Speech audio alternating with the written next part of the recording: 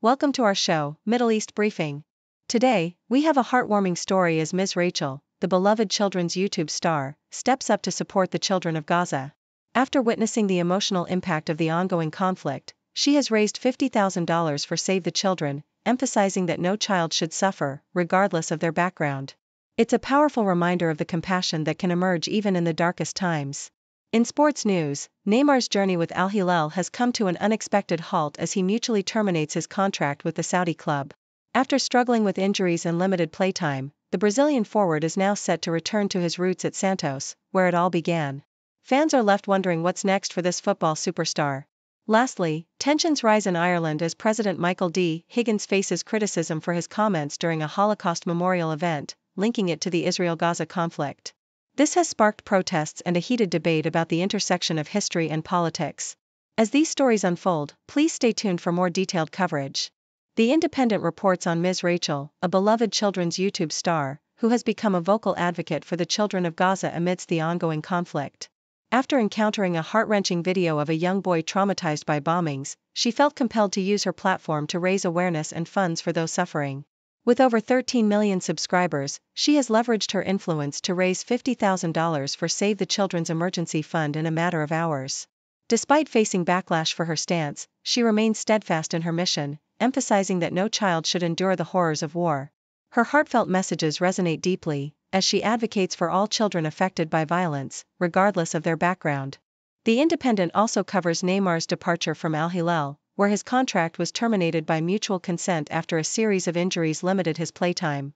The Brazilian superstar, who previously made headlines for being the world's most expensive footballer, joined the Saudi Pro League in August 2023 but only managed to appear in 7 matches due to persistent health issues. The club expressed gratitude for his contributions during his brief stint, while Neymar is expected to return to Santos, the club where he began his illustrious career. This move marks another chapter in the life of a player who has faced significant challenges on and off the field. BBC discusses the controversy surrounding Irish President Michael D. Higgins, who has been accused of politicizing a Holocaust Memorial Day event by referencing the Israel-Gaza conflict in his speech.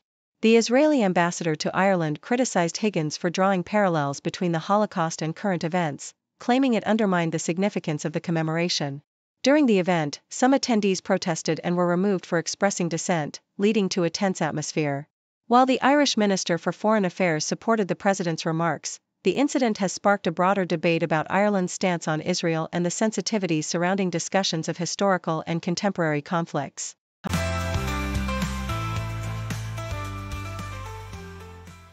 Associated Press reports that Donald Trump's return to the White House has ushered in a bold foreign policy marked by aggressive rhetoric and economic threats.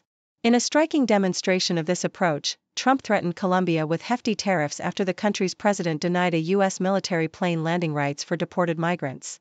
This move forced Colombian President Gustavo Petro to quickly concede, showcasing Trump's intention to leverage economic pressure to achieve his goals. Trump's administration appears set to abandon the more diplomatic strategies of his predecessor, Joe Biden, in favor of a confrontational stance, sending a clear message that the U.S. will prioritize an America First agenda in international relations. The Independent highlights the scrutiny faced by Pennsylvania Senator John Fetterman, who has been accused of shifting toward the political right. Fetterman defended his position during an appearance on The View, asserting that he remains committed to the Democratic Party despite criticism for his collaboration with Trump on legislation. He emphasized his progressive values, including support for reproductive rights and LGBTQ issues, while firmly rejecting any notion of changing his party affiliation. His recent actions, including supporting Israel amidst the ongoing Gaza conflict and his delayed condemnation of Trump's pardons related to the January 6 riots, have drawn ire from some Democratic constituents, leaving Fetterman in a precarious political position. CNN reports on the tragic developments surrounding hostages taken by Hamas, revealing that 8 of the individuals expected to be released in a ceasefire agreement with Israel have been confirmed dead. Israeli officials disclosed that these deaths occurred while in captivity, though Hamas has not provided details on their cause.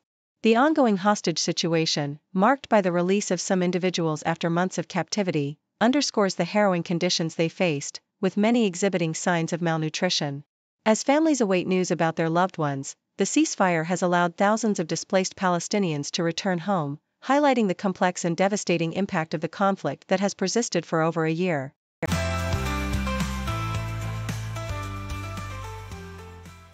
South China Morning Post reports on China's strategic efforts in the Horn of Africa, particularly through the appointment of veteran diplomat Xue Bing as a special envoy tasked with mediating ongoing conflicts in the region. Despite the cessation of hostilities in the Tigray War, the area remains plagued by civil unrest, insurgencies, and tensions over resources, such as the Grand Ethiopian Renaissance Dam.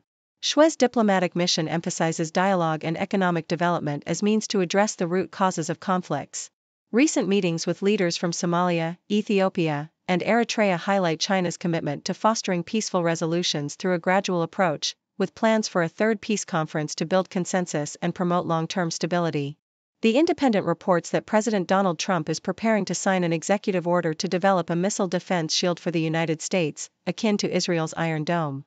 This next-generation system aims to protect against advanced threats, including ballistic and hypersonic missiles, and reflects Trump's campaign promise of creating an impenetrable dome for national security.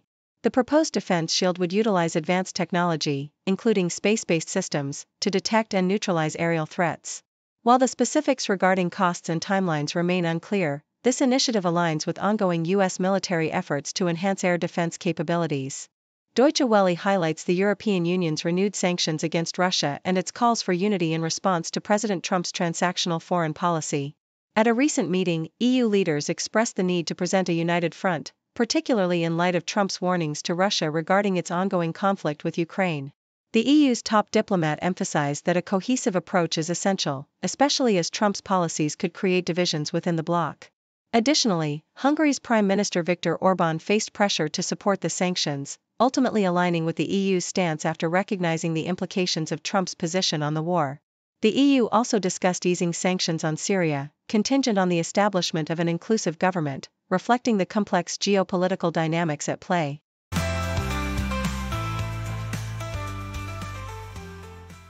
Nikkei Asia. In a significant phone call between U.S. President Donald Trump and Indian Prime Minister Narendra Modi, the importance of enhancing bilateral trade and defense ties was underscored. Trump urged India to increase its procurement of American-made security equipment, highlighting the need for a fair trading relationship. The discussion, deemed productive by the White House, also touched on regional security issues, including the Indo-Pacific, the Middle East, and Europe. Both leaders expressed their commitment to strengthening the U.S.-India strategic partnership, which is crucial in countering China's influence. Modi, referring to Trump as a dear friend, emphasized their shared goal of fostering a mutually beneficial partnership aimed at global peace and prosperity. As the nations prepare for Modi's visit to the White House, the growing trade relationship, which saw two-way trade exceed $118 billion in 2023-24, reflects India's strategic importance to the U.S. Thank you for tuning in. The content above showcases the latest briefing reports and analytical synopses, thoughtfully curated by the 6Do team.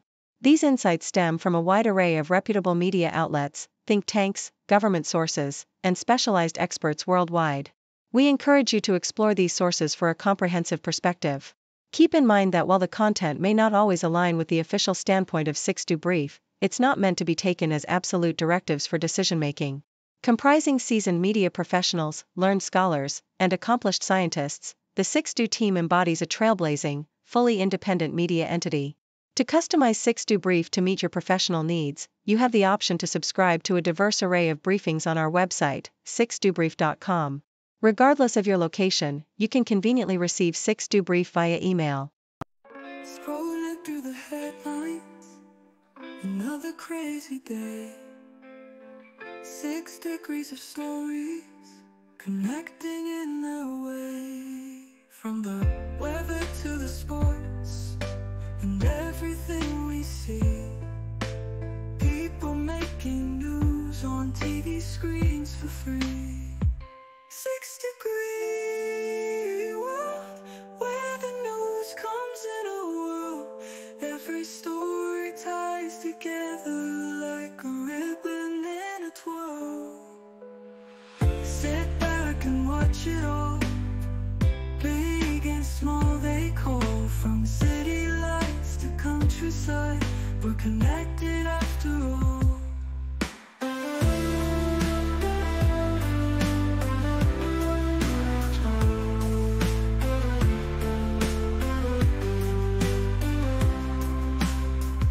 A laugh, a cry, a sigh, news is flying.